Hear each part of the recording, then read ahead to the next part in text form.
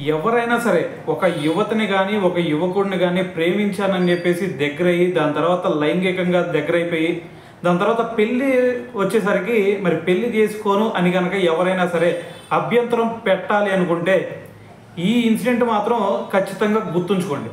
So ఈ incident కనుక మీకు గుర్తొచ్చిందంటే ఆటోమేటిక్గా వణికిపోతారు. ఎందుకంటే మనకి ఒడిశాకు చెందినటువంటి ఒక యువతి, తను షేక్పేటలో పనిచేస్తుందన్నమాట. మరి అదే రాష్ట్రానికి చెందినటువంటి ఒక సాఫ్ట్వేర్ ఇంజనీర్, తను కూడా ఏం చేశాడు, మరి ఈ అమ్మాయిని మరి ప్రేమిస్తున్నానని చెప్పేసి దగ్గరయ్యాడు. దగ్గరైన తర్వాత లైంగికంగా కూడా వీళ్ళిద్దరు కలిశారనమాట. సో కలిసిన తర్వాత మరి తను ఏం చేశాడు, మరి ఈ అమ్మాయితో కలిశాను కదా అయిపోయింది, ఇక వేరే అమ్మాయిని పెళ్లి చేసుకుందాం అని చెప్పేసి ప్లానింగ్లో ఉన్నాడు. మరి ఈ ప్లానింగ్లో ఉన్న తర్వాత ఆ అమ్మాయి ఏం చేసింది, ఏంది నువ్వు నన్ను పెళ్లి చేసుకుంటా అన్నావు కదా, మరి దాంతోపాటే కదా మనం లైంగికంగా దగ్గర అయ్యాం, సో మరి వేరే అమ్మాయిని చేసుకుంటా అంటున్నావు ఏందని చెప్పేసి క్వశ్చన్ చేసింది. అయితే అతను ఏం చేశాడు, ఏంది నన్నే క్వశ్చన్ చేస్తామని చెప్పేసి తన మీద దాడికి దిగాడు.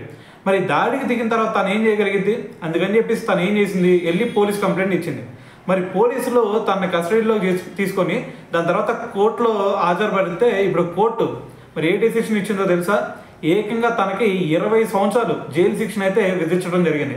అంటే మరి ఒక ఇన్సిడెంట్ వల్ల అతనికి ఏకంగా 20 సంవత్సరాలు మరి తన లైఫ్లో వేస్ట్ అయిపోతుంది ఇప్పుడు. సో దీన్ని బట్టి అర్థం చేసుకోండి, ఏదైనా సరే ఇటువంటి ఇన్సిడెంట్లు క్రియేట్ చేయాలి అనుకుంటే ఖచ్చితంగా ఇటువంటి ఇన్సిడెంట్లు ఇటువంటి సిచ్యువేషన్స్ ఖచ్చితంగా వస్తాయి అనేది గుర్తుపెట్టుకోండి.